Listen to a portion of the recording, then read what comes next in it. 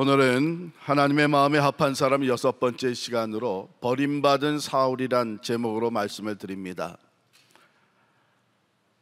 우리는 종종 살아가면서 세상에서 버림받은 사람들의 이야기를 듣곤 하죠.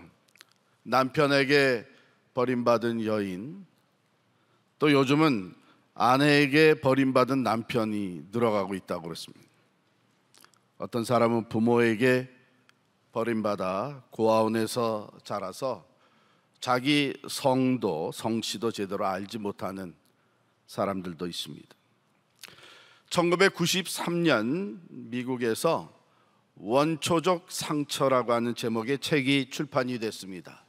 영어로는 The Primal Wound라고 하는 책인데, 이것은 입양아들에 대한 입양해서 양육하는 것에 대한 내용입니다.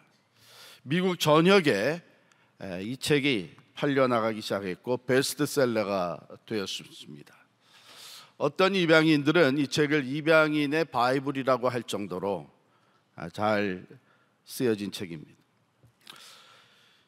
이 책의 저자는 낸시 베리어라고 하시는 분인데, 그분과 함께 많은 과학자들과 심리학자들이 그 친모와 아기의 그 유대감 형성은 단지 그 출생에서부터 시작되는 것이 아니라 자궁에서 시작을 해서 출생 후에 그 유대감 형성기 내내 이어진다고 합니다. 육체적으로, 심리적으로, 또 정신적으로 연속체로 이어진 것이죠.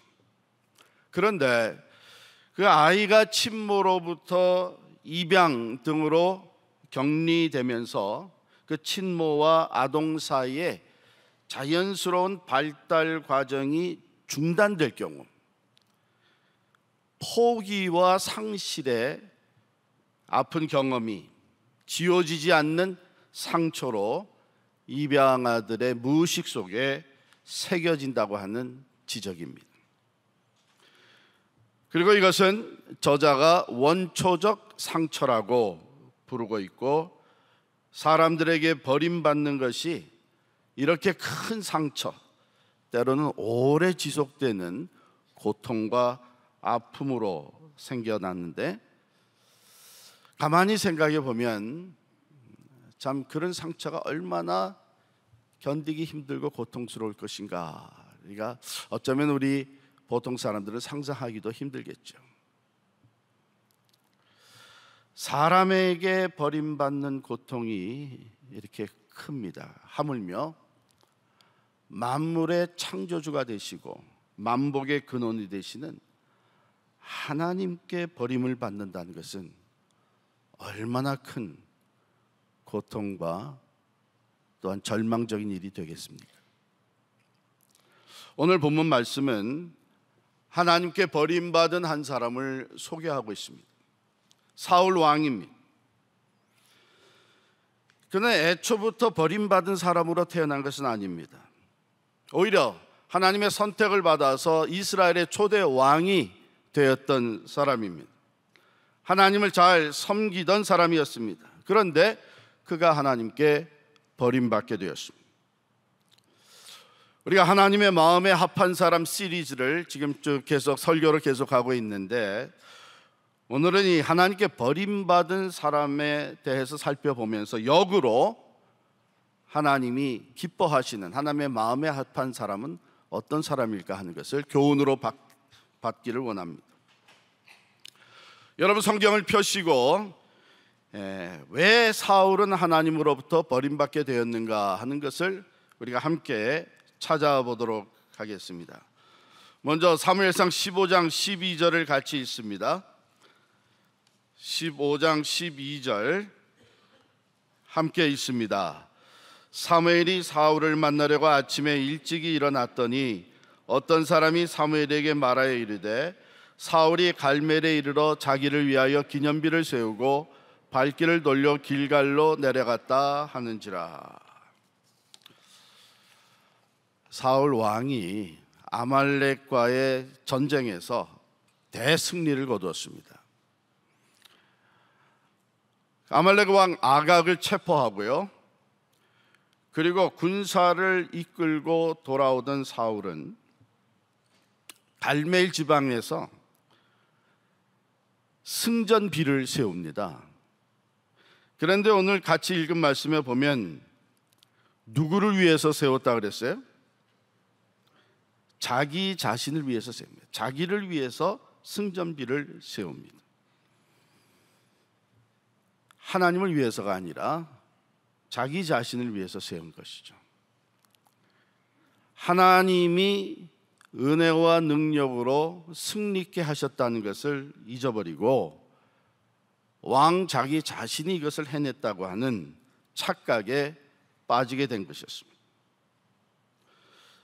자, 여기서 우리는 사울 왕이 하나님의 버림을 받게 된 첫 번째 이유를 발견하는데, 한마디로 얘기하면 무엇입니까? 여러분이 지금 속으로 정확하게 다 맞히셨어요. 교만입니다. 교만입니다. 사무엘 선지자도 기념비를 세운 적이 있어요. 하나님이 우레소리를 발하여서 블레셋 군대를 다 물리쳐 주셨을 때에 이 큰 승리를 기념하기 위해서 사무엘이 세운 기념비가 있는데, 그것이 에벤에셀입니다. 에벤에셀. 여호와께서 여기까지 우리를 도우셨다고 하는 의미의 에벤에셀입니다. 사무엘은 하나님을 높이기 위해서 기념비를 세웠어요. 사울은 자기를 높이기 위해서 기념비를 세웠습니다. 이것이 교만입니다. 우리 믿음의 사람들에게 있어서 유일한 기념비라고 할 수 있는 것은 오직 예수 그리스도의 십자가인 것을 믿습니다. 사도 바울은 고백합니다. 나는 자랑할 것이 아무것도 없다. 십자가 외에는 이제는 자랑할 것이 없다. 전에는 세상적인 것을 많이 자랑을 했지만은 예수 그리스도를 믿고 예수 그리스도를 알아갈수록 하나님의 은혜와 사랑을 내가 체험할수록 내가 자랑할 것은 오직 예수 그리스도의 십자가뿐이라고 하는 것을 고백하게 됩니다. 나의 나 된 것은 내 능력도 아니요 지혜도 아니요 오직 하나님의 은혜로 된 것이라고 그는 고백을 합니다. 사랑하는 성도 여러분, 우리 주 예수 그리스도의 십자가만이 우리의 기념비가 될 수 있기를 간절히 축원합니다. 사울이 세운 기념비는 그에게 기름을 붓고 그를 왕으로 세우며 그를 위해서 기도하던 사무엘 선지자를 밤새워 근심하게 만들었습니다. 그는 밤새워 근심하며 하나님께 기도할 수밖에 없었습니다. 그러니까 그 사울의 기념비는 근심의 기념비였고 교만의 기념비였습니다. 자신을 위해, 자신의 이름과 영광을 위해 기념비를 세우는, 자기를 나타내는 사람을 하나님께서는 사용할 수 없습니다. 잘 기억하시길 바랍니다. 하나님은 자신의 영광을 누구에게도 빼앗기지 않는다고 말씀하셨습니다.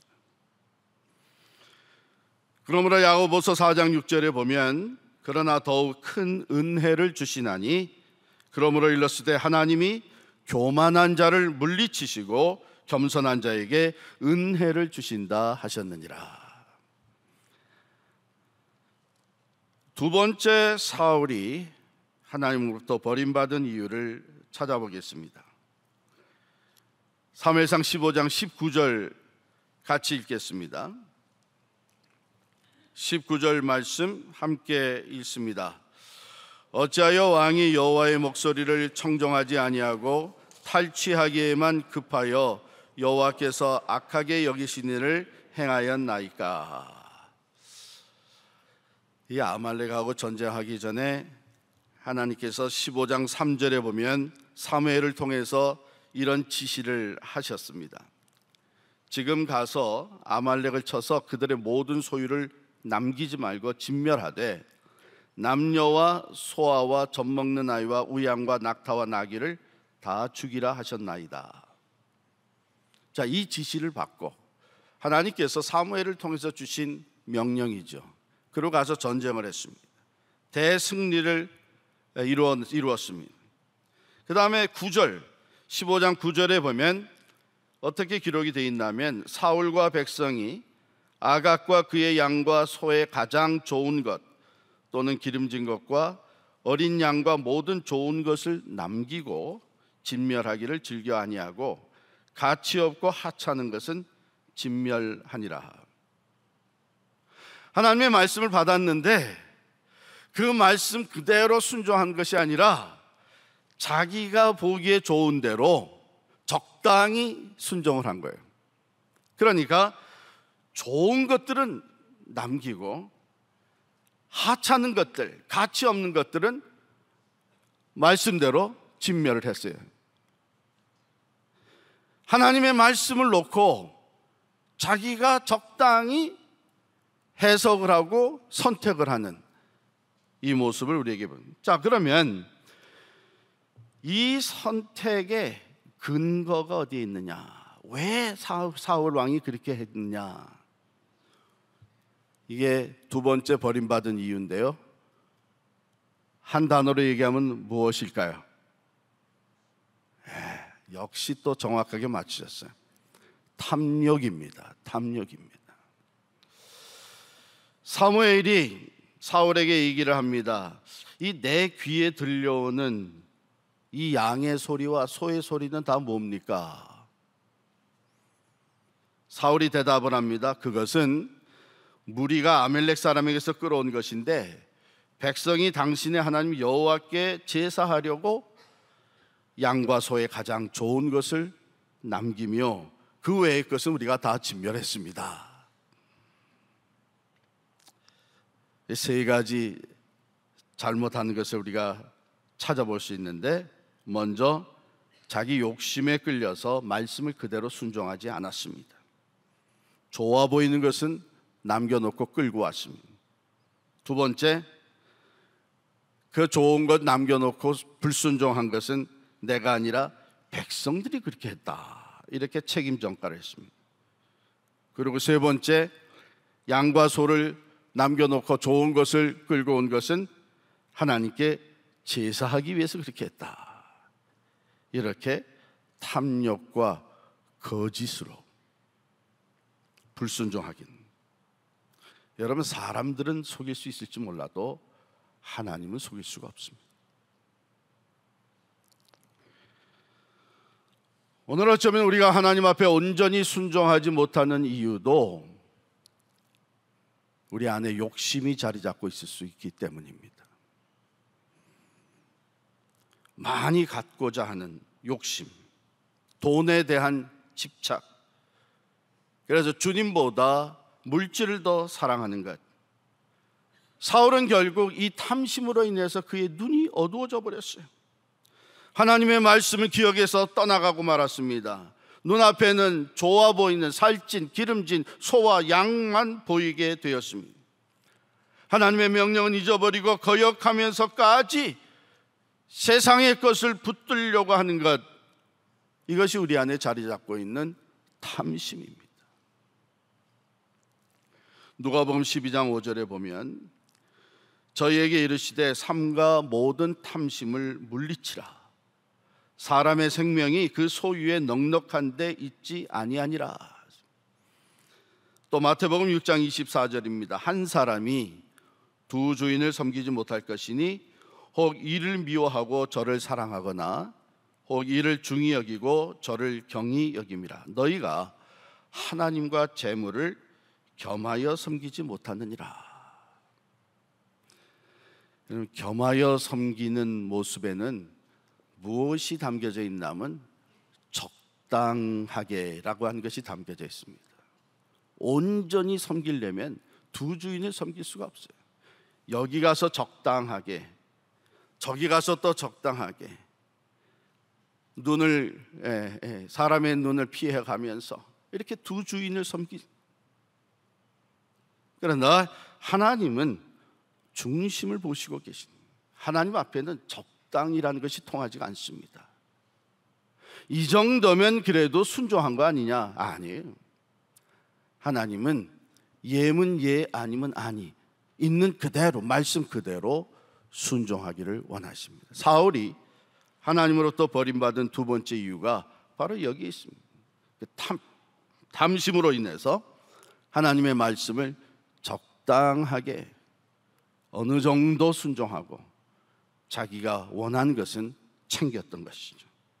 초대교회 보면 아나니아와 삽비라 부부가 나옵니다. 이 부부는 자신들의 땅을 팔아서 하나님께 바치겠다고 했습니다. 그러고선 땅을 팔았어요. 팔고 그 돈을 챙기고 나니까 아까운 생각이 든 거예요. 그래서 사도 베드로에게 와서 땅 판 돈을 바칩니다 하고 가져왔지만 하나님을 속이고 베드로 사도를 속였습니다. 땅 판 돈을 그대로 가져온 것이 아니라 어느 정도는 남겨놓고 그것을 나머지를 가져왔어요. 그러고선 이것이 땅 판 것의 전부입니다. 성령께서 베드로를 통해서 챌린지를 하셨습니다. 이것이 전부냐? 네, 전부입니다. 왜 거짓말하느냐? 팔기 전에도 그 땅이 내 것이었고 판 후에도 그것이 내 것인데 내가 임으로 내가 절반만 드리겠습니다 할 수도 있는데 왜 절반을 드리면서 전부를 드린다고 거짓말하느냐? 바로 이러한 말을 들은 그 즉시 이 아나니아가 그 자리에서 죽습니다. 교인들이 놀라서 이 아나니아의 시신을 가져가서 장사를 지내고 돌아오는데 그 부인 삽비라가 어떤 일이 벌어졌는지를 모르고 들어왔습니다. 베드로가 부인에게도 물었습니다. 삽비라야, 이것이 땅 판 것의 전부냐? 남편과 똑같이 거짓말을 했어요. 아마 부부가 거짓말을 하기로 입을 맞춘 것이겠죠. 그러자 그 자리에서 삽비라도 죽고 말았습니다. 누가 땅을 팔아서 다 바치라고 한 적도 없습니다. 다른 사람이, 바나바와 같은 사람이 자기 걸 다 팔아서 바칠 때에 칭찬받고 사람들이 존경하는 것을 보면서 자기도 부러워서 자기 스스로가 땅을 팔았어요. 그러고 나니까 이 욕심에 이걸 다 바칠 수는 없다 해서 절반 정도만 바치면서 하는 말이 이거 전부입니다.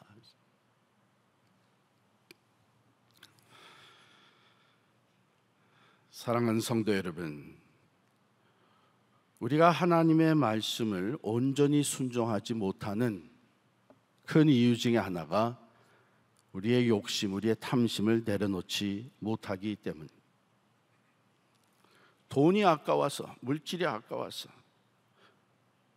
생각해 보면 그 모든 것을 주신 분이 하나님이라고 고백은 하면서도 하나님 앞에 욕심이 앞서서 하나님의 말씀대로 정직하게 진실되게 순종하지 못하는 것이 우리들의 모습이 될 수 있습니다.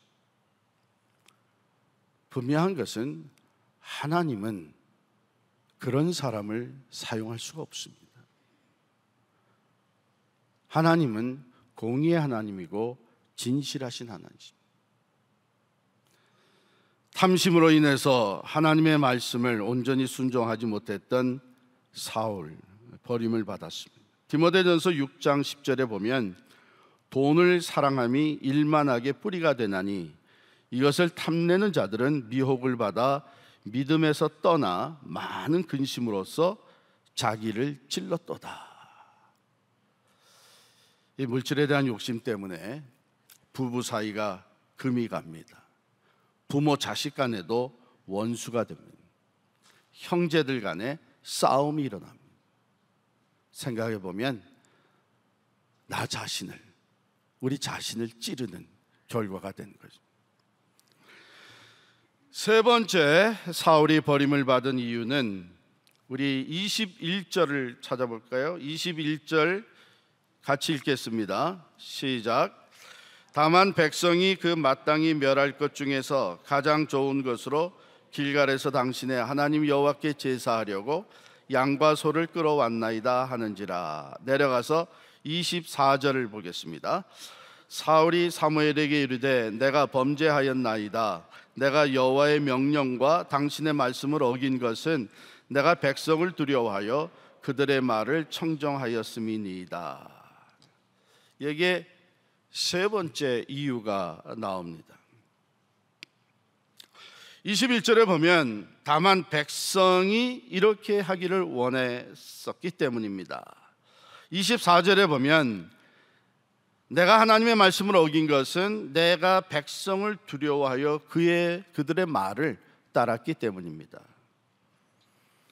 자, 우리 세 번째 하나님께 버림받은 이유가 뭘까요? 그렇죠. 하나님보다 사람을 더 두려워한 것. 하나님보다 사람을 더 두려워. 그래서 하나님께 순종하기보다는 사람들의 기대와 사람들의 요구, 사람들의 말을 따랐습니다. 리더는, 하나님이 세워주신 리더는, 그 리더가 가정의 리더이건 일터의 리더이건 교회의 리더이건 나라의 리더이건 하나님이 세우시는 리더의 역할은 자기에게 맡겨주신 사람들을 하나님의 말씀에 순종하도록 인도하는 책임이 있습니다. 리더가 교만해져서 하나님의 말씀이 아니라 자기의 말을 따르게 만들면 하나님은 버리십니다. 리더가 욕심이 앞서가지고 하나님의 말씀에 온전히 순종하는 것보다는 자기와 자기 공동체를 살찌게 만들려고 하면 하나님은 버립니다. 그런데 우리 사람들은 종종 하나님보다는 눈에 보이는 사람을 두려워할 수가 있습니다. 이 사람들이 나를 거슬려서 반대하고 나서면 내가 어려워질 텐데, 다수가 원하는 것이 이건데 내가 이 다수를 거슬릴 수가 있나? 내가 지금까지 이 많은 사람들을 통해서 영향력을 발휘하고 있는데 이 사람들이 나를 떠나게 되면 그럼 나는 어떻게 되나? 이제 이런 생각들이 우리에게 들어옵니다. 그래서 그 사람들의 요구를 따르고 사람들을 두려워하게 됩니다. 여러분, 사람의 말을 따르면 사람의 종이 되고 맙니다. 하나님의 말씀을 따르면 하나님의 종이 되는 거예요. 사람을 두려워하면 결국 그 사람들에 의해서 이용당하고 맙니다. 그러나 하나님을 두려워하면 하나님이 쓰시는 사람이 되는 겁니다. 사도 바울은 이렇게 고백합니다. 이제 내가 사람들에게 좋게 하랴 하나님께 좋게 하랴 사람들에게 기쁨을 구하랴. 내가 지금까지 사람들의 기쁨을 구하였다면 그리스도의 종이 아니니라. 여러분들이 지금 혹시 사람들의 기대와 사람들의 요구와 사람들에게 만족을 주기 위해서 그 사람이 내 자녀든 내 남편이건 내 아내건 또한 내게 맡겨주신 성도건 내 일터의 사람들이건 그들에게 만족과 기대를 충족시키기 위해서 적당히 하나님의 말씀 타협하고 불순종한다면 그 사람들은 일시적으로 여러분을 좋아하고 더 인정하고 그 사람들의 인기를 얻을 수는 있겠지만 결국은 그 사람들에 의해서 이용당하고 맙니다. 점점 하나님의 말씀을 순종하기가 어려워집니다. 왜? 사람들에게 매이기 때문에. 그리고 결국은 하나님께 버림받게 됩니다. 네 번째, 우리 사울이 하나님으로부터 버림받은 이유를 찾아보겠습니다. 25절 말씀, 25절 같이 읽죠. 청하오니 지금 내 죄를 사하고 나와 함께 돌아가서 나로 하여금 여호와께 경배하게 하소서 하니. 내려가서 30절 읽겠습니다. 사울이 이르되 내가 범죄하였을지라도 이제 청하옵나니 내 백성의 장로들 앞과 이스라엘 앞에서 나를 높이사 나와 함께 돌아가서 내가 당신의 하나님 여호와께 경배하게 하소서 하더라. 자, 이 두 절 말씀 읽고 곰곰이 생각해 보시니까 사울이 버림받은 네 번째 이유가 뭔 것 같아요? 회개하지 않은 거예요. 참 보면요, 지금 두 절을 우리가 다 읽었잖아요. 24절도 읽고 30절도 읽었어요. 거기에 사울이 하는 얘기 앞부분에 동일하게 들어가 있는 게 뭐냐면 내가 범죄하였나이다. 또 30절에도 사울이 이르되 내가 범죄하였을지라도. 아이고, 이 사무엘 선지자의 얘기를 들어보니 내가 범죄했구나. 내가 하나님 앞에 교만했었구나. 내가 욕심 때문에 하나님의 말씀을 불순종했구나. 내가 하나님보다는 사람들을 두려워해서 하나님의 말씀을 온전히 따르지 못했구나. 깨달음이 왔어요. 내가 범죄하였다. 내가 범죄하였을지라도. 그런데 회개는 하지 않습니다. 오히려 사무엘에게 요구하는 것이 뭐냐면 내가 범죄하였을지라도 사람들 보는 앞에서는 좀 나를 세워주십시오. 그러니 나랑 같이 갑시다. 나랑 동행해 주십시오. 하나님 앞에 예배하는 자리에 나와 동행해 주십시오. 그래서 여전히 내가 사람들로부터 인정받게 해 주십시오. 참 어처구니 없는 얘기는 뭐냐면 24절에 사울이 사무엘에게 이르되 내가 범죄하였나이다. 내가 하나님의 명령과 당신의 말씀을 어긴 것은 내가 백성을 두려워하여 그들의 말을 청정하였습니다. 그러면서 뭐라고 하냐면 내 죄를 사해달라는 거예요. 누구에게?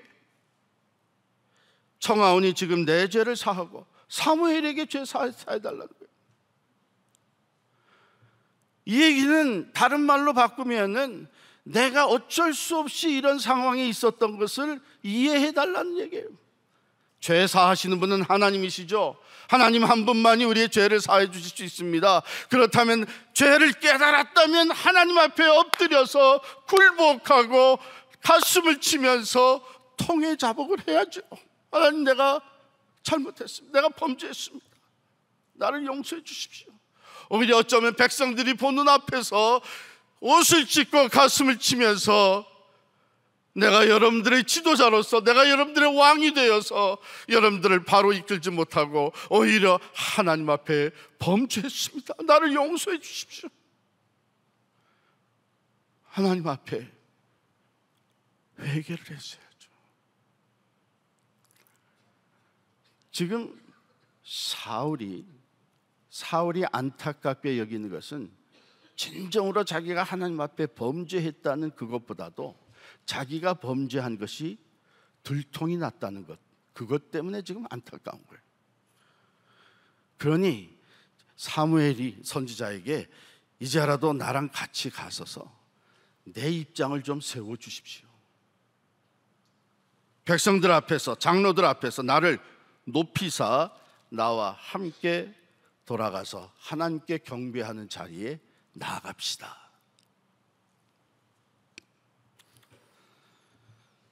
여러분, 누구에게나 탐심이 생길 수 있어요.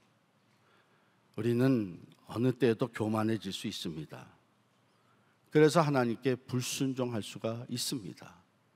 그래서 우리가 연약한 존재라는 것을 고백을 하는 것이죠. 그러나 하나님께서 그 죄를 깨닫게 해주실 때에 회개하고 하나님께로 돌아와 다시 말씀대로 순종하면 하나님이 용서하시고 회복시켜 주십니다. 이 중요한 순간에 자기가 범죄했던 것을 깨닫게 된 그 순간에 하나님이 자기의 중심을 보시고 그 모든 행한 것을 판단하고 계시다고 하는 그것을 깨닫게 된 이 중요한 순간에 하나님을 향했어야 되는 사울이 여전히 교만하였고 여전히 백성들을 두려워했습니다. 회개하지 않았습니다. 만일 사울이 아무리 탐심으로 가득 차고 교만했다 하더라도 하나님의 이 심판의 말씀을 들을 때에 즉각 회개했더라면 하나님은 결코 회개하는 자를 버리지 않습니다. 상하고 통회하며 자복하는 자를 멸시하지 않으십니다. 마음이 상한 자를 가까이 하시고 중심으로 통회하며 자복하는 자를 하나님 구원해 주시고 회복시켜 주십니다. 시편 51편 17절 말씀에 보면 하나님께서 구하시는 제사는 상한 심령이라. 하나님이여 상하고 통회하는 마음을 주께서 멸시하지 아니하시리이다. 여러분, 이제 드러난 것들이, 내가 잘못했던 것들이, 내가 하나님 앞에 범죄한 것들이 나타나 보여질 때에 그것을 어떻게 해서든지 커버업 하려고 어리석게 노력하지 마세요. 그때는 온전히 하나님 앞에 회개해야 될 때입니다. 커버업 하려고 하면 할수록 더 어려워집니다. 왜? 하나님은 이미 죄를 살피시기로 작정하신 거예요. 하나님이 그동안 다 알고 계셨지만 그냥 묵묵히 계셨던 것은 회개할 기회를 주시기 위함이었어요. 스스로 돌아오기를 기다렸어요. 그러나 하나님이 이렇게 사무엘 선지자를 통해서, 말씀을 통해서 내 이 모든 것 드러나게 하실 때는 이미 하나님께서 이 죄를 다스릴 것을 작정하신 거예요. 하나님이 죄를 살피시면 누가 그 앞에 설 수 있겠어요? 그러므로 그때는 어리석게 그것을 커버업하고 핑계하고 익스큐즈 할 때가 아니라 철저하게 하나님 앞에 엎드려 회개해야 될 때. 그러면 우리 생각에는 내가 이것을 잘못을 인정하게 되면 여러 가지 어려움이 생길 텐데 그런 생각이 들 수 있습니다. 그러나 하나님이 우리의 회개 기도를 들으실 때에는 하나님의 놀라운 방법으로 우리를 회복시켜 주십니다. 다윗 보세요. 다윗. 나단 선지자가 다윗에게 와서 그 죄를 고발했습니다. 바세바와 함께 간통의 죄를 짓고 그 남편 우리아를 전쟁에 내보내서 죽게 만든 간음과 살인의 죄를 나단이 지적을 했을 때에 다윗은 그 앞에 바짝 엎드려서 하나님이여, 내가 범죄했습니다. 내 죄가 내 앞에 있습니다.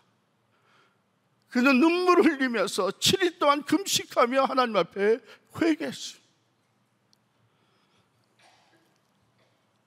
하나님께서 다윗을 회복시켜 주실 뿐만 아니라 다윗의 위가 영원히 끊어지지 아니하리라. 놀라운 축복을 허락해 주셨습니다. 여러분, 사람에게 버림받는 것과 하나님께 버림받는 것에는 어떤 차이가 있을까요?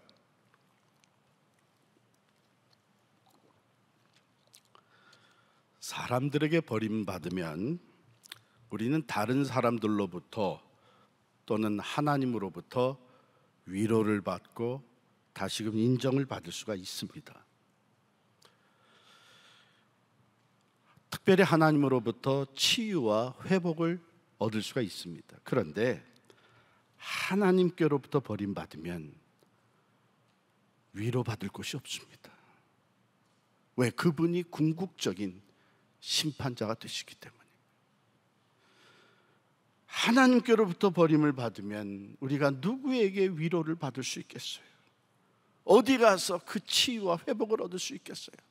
잠시 사람들이 위로해 주는 것 같지만 we know, 우리의 마음 중심에 하나님으로부터 버림받은 것으로 인해서 우리는 회복이 어려워집니다. 그렇기 때문에 우리는 철저하게 하나님 앞에 회개해야 됩니다. 로마서 1장을 여러분들이 살펴보시면 로마서 1장 24절에 그들을 마음의 정욕대로 더러움에 내버려 두사, 이런 말이 나와요. 하나님께서 그 정욕대로 살아가는 걸 내버려 두셨다. 또 로마서 1장 26절에 보면 하나님께서 그들을 부끄러운 욕심에 내버려 두셨다.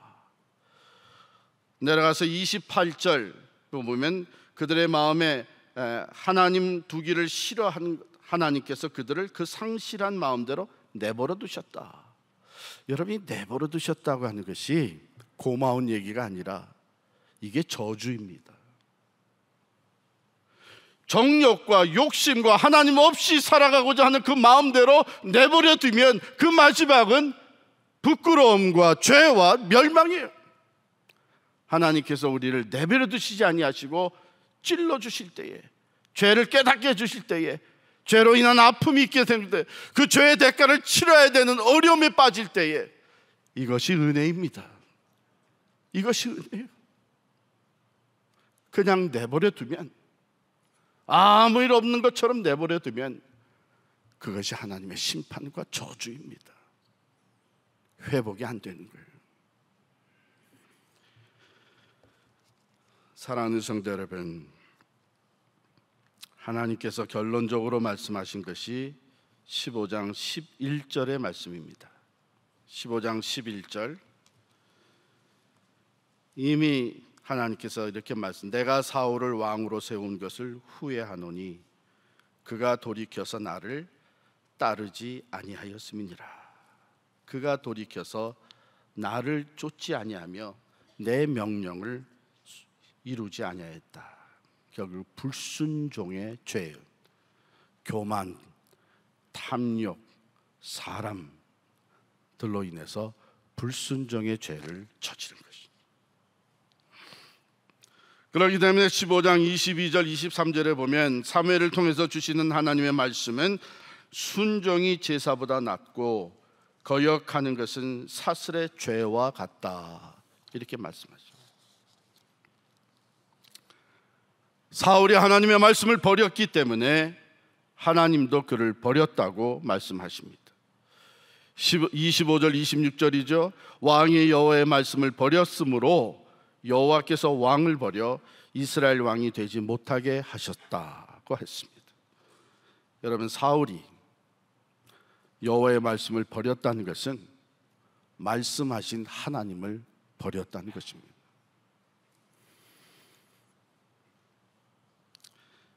우리에게 주시는 귀한 교훈으로 받으시기를 바랍니다.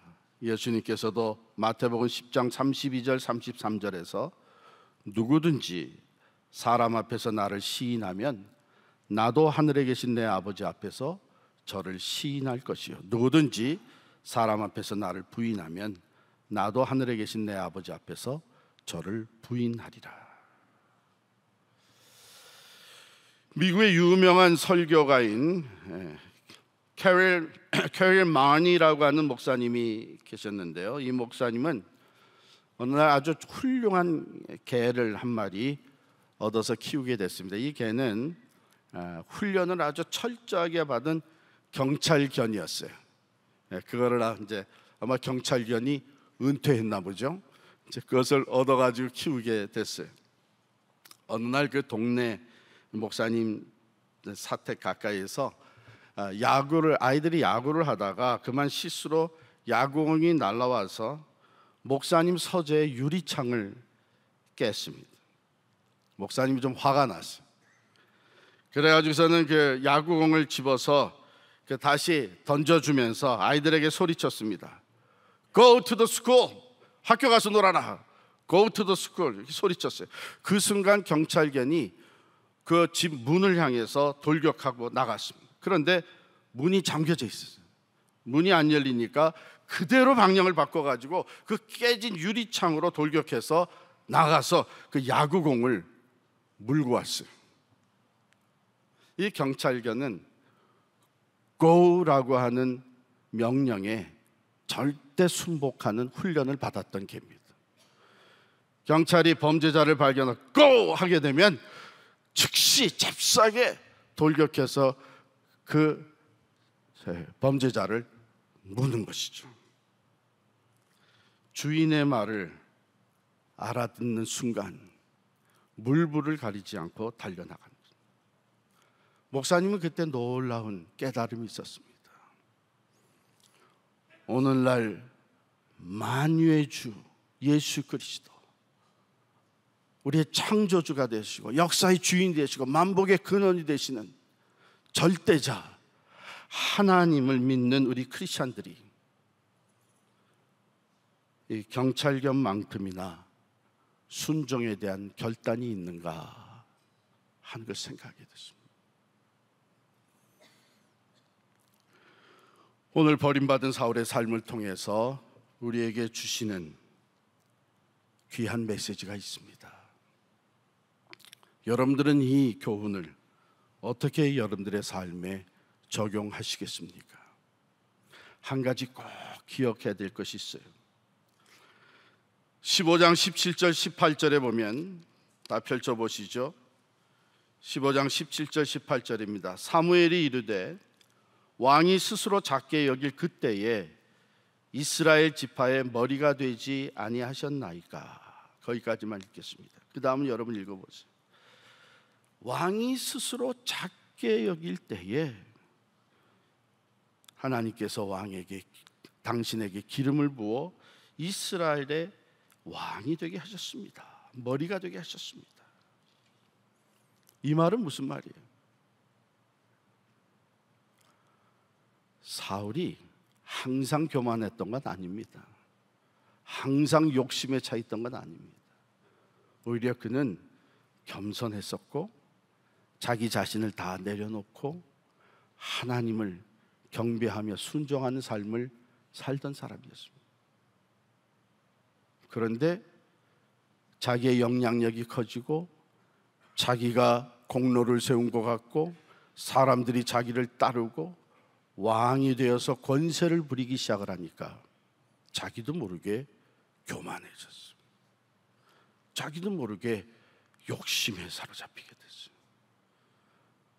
자기도 모르게 눈에 안 보이는 하나님보다 눈에 보이는 사람들을 더 두려워하게 됐어요. 왜? 이제 이만큼 얻게 된 것을, 그 영향력과 부귀 영화와 권력을 혹이라도 잃어버리게 될까 봐. 우리에게도 주시는 하나님의 교훈입니다. 우리의 초심은 혹시 변질되지 않았는지, 내가 작은 사람이었을 때, 내가 가진 것이 별로 없을 때에, 내가 오히려 어려움이 있을 때에 하나님 앞에 온전히 순종하고 오직 하나님만을 의지하며 하나님의 영광만을 위해서 내가 가진 것, 내게 주신 직분, 이 모든 것을 잘 섬겨왔는데 언제부턴가 변질돼서 내 이름이, 내 영향력이, 내가 가진 것이 혹이라도 데미지가 생길까 봐, 손실이 일어날까 봐 교만하고 욕심을 앞세우고 더욱이 사람들을 두려워하게 되지는 않았는지요. 만일 오늘 말씀이 우리에게 주시는 깨달음이 있다면 우리가 가장 먼저 해야 될 것은 회개하는 일입니다. 핑계하지 아니하고 다른 사람 탓하거나 환경 탓하지 아니하고, 하나님, 그렇습니다. 내가 교만했습니다. 잘못했습니다. 내가 욕심이 앞서서 그랬습니다. 내가 하나님보다 사람들을 두려워했습니다. 주님, 나를 용서해 주십시오. 내가 온전히 하나님께로 돌아갑니다. 하나님, 내 모든 죄를 용서하시고 하나님의 뜻대로 온전히 살 수 있도록 내 믿음을 회복시켜 주십시오. 하나님은요, 우리의 영적인 것만 회복시켜 주시는 것이 아니라 영과 육을 다 회복시켜 주실 줄을 믿습니다. 기도하겠습니다. 하나님 아버지, 하나님의 마음에 합한 사람이 어떤 사람인지를 오늘 역으로 살펴보게 하여 주심을 감사합니다. 교만이 아니라 하나님 앞에 늘 겸손하게 하시고, 탐심이 아니라 하나님 앞에 나 자신을 확 내려놓을 수 있게 하여 주옵시고, 또한 사람보다는 하나님을 두려워할 줄 아는 믿음이 우리에게 늘 유지되어지게 하여 주시옵소서. 깨달음을 통해 회개에 이르게 하여 주시고, 회개를 통해 회복의 은혜를 놀랍게 경험하는 우리 모두가 되게 하여 주옵소서. 사람들에겐 버림받을지라도 하나님께 인정받는 하나님의 사람들 되게 하여 주옵소서. 예수님의 이름으로 기도하옵나이다. 아멘.